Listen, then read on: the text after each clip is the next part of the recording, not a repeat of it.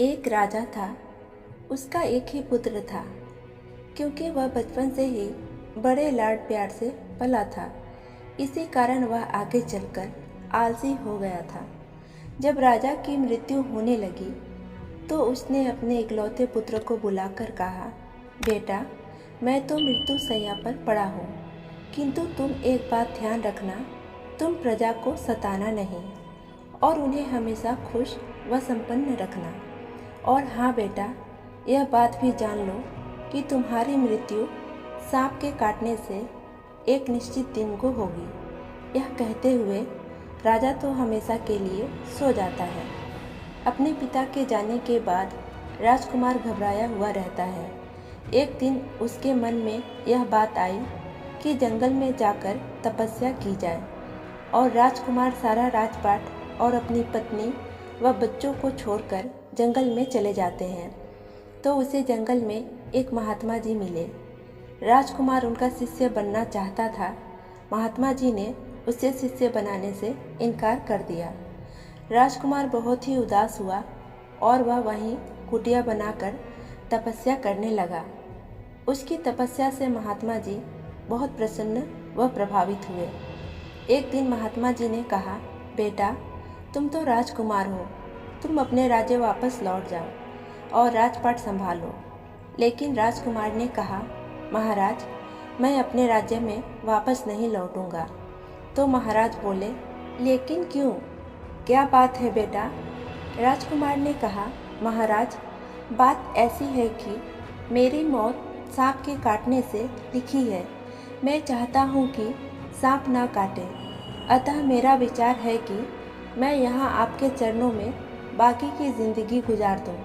तो महात्मा जी ने कहा, राजकुमार, यह तुम्हारी भूल है। जो तुम्हारे भाग्य में लिखा है वही होगा, उसे टालने वाला कोई नहीं है। जाओ, अपने महल वापस लौट जाओ।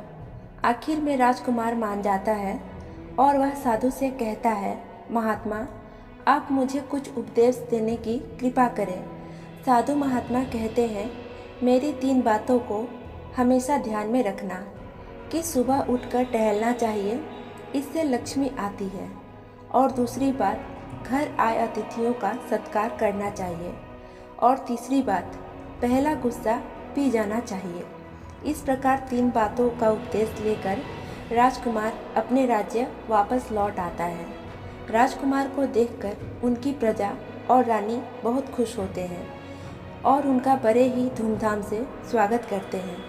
वह फिर से राजपाट संभाल लेता है। अब उसका प्रतिदिन का नियम था कि वह प्रतिदिन टहलने जाया करता था।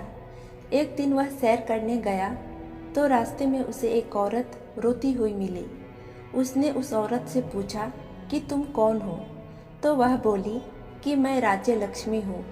तो राजा ने कहा, आखिर तुम बीच रास्ते में क्यों रो रही हो? तो वह बोली कि रो तो मैं इसलिए रही हूँ कि इस राज्य के राजा पर विपत्ति पड़ने वाली है, फिर मैं कहाँ जाऊँगी? राजा ने कहा कि माता जी, आप मेरे साथ चलिए, हम आपकी अच्छी तरह से देखभाल करेंगे। वह बुढ़िया बोली, ठीक है, तुम चलो, मैं आती हूँ। फिर राजा घर वापस आ गया। कुछ समय में ही राजा की समृद्धि बहुत बढ़ गई। उसने बहुत सारा धन खर्च करके अतिथियों के लिए महल बनवाया। महल में खाने पीने का सारा सामान रखवाया। इसके बाद उसने हर कर्मचारी को बुलाकर कहा कि घर पर आए किसी भी मेहमान का अनादर नहीं होना चाहिए, उनकी सेवा का पूरा ख्याल रखा जाए। और फिर कुछ दिनों के बाद राजा की लड़की एक अतिथि राजकुमार का वेश बनाकर रानी के आगे आ खड़ी हुई। रानी ने गहराई से अतिथि का स्वागत किया। यह देख राजा बहुत क्रोधित हुआ।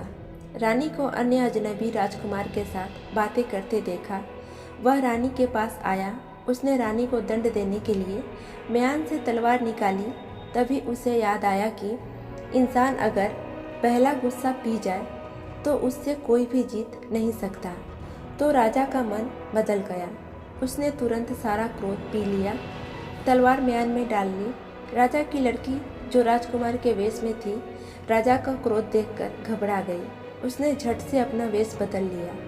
तो राजा अपनी बेटी को राजकुमार के वेश में देखकर दंग रह गया। तो उसने पूछा, बेटी तुमने ऐसा क्यों किया? यदि मैंने तलवार चला दी होती तो आज अनर्थ हो जाता।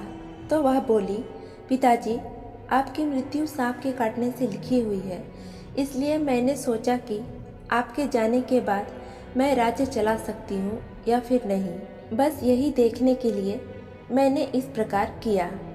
और अब राजा की मृत्यु का दिन भी आ चुका था।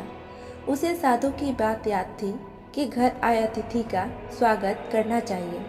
उसने निर्णय किया वह अपने मधुर व्यवहार से अपने शत्रु का यानी कि सांप का दिल जीतने का प्रयास करेगा। राजा को पता था कि दुनिया में प्रेम से बढ़कर कुछ भी नहीं है। उसने मुख्य द्वार और अपने सोने वाले कक्ष तक फूल और इत्र का छिड़काव करा दिया और जगह जगह पर मीठे दूध के कटोरे रखवा दिए और सैनिकों को भी बोल दिया कि सांप को किसी भी प्रकार का कोई कष्ट नहीं होना चाहिए। जैसे ही सांप आया और स्वागत की व्यवस्था देखा तो खुश हो गया। वह पहले पंखुड़ियों पर लेटते हुए फिर मीठे दूध का सेवन करते हुए आगे बढ़ता गया। इस प्रकार उसके मन में क्रोध की जगह दया का भाव जागृत होने लगा। अब उसके लिए राजा को काटना असंभव हो गया। वह सोचने लगा, जो अपने शत्रु के साथ भी अतिथि जैसा व्यवहार कर रहा है उसे कैसे काटूं? राजा के पास पहुंचकर उसका विचार बदल गया। तो राजा ने कहा, भाई आज तुम मुझे डसने आए हो तो डस लो। सांप ने कहा, नहीं मैं तुम्हें नहीं डस सकता। राजा ने कहा, क्यों? सांप ने कहा, इसलिए कि इस राज्य में मुझे खाने पीने के लिए बहुत कुछ मिला है। इतना कुछ खाने पीने के बाद यदि मैं तुम्हें डस लूँ यह तो नमक हरामी होगी। तो सांप राजा को बिना डसे ही वहाँ से लौट गया। फिर राजा को महात्मा की बात याद आई कि महात्मा की बात सही थी। सुबह को टहलने, अतिथि की सेवा करना, पहला गुस्सा पी जाना, अगर इन 3 बातों पर अमल करें तो काल से भी जीता जा सकता है।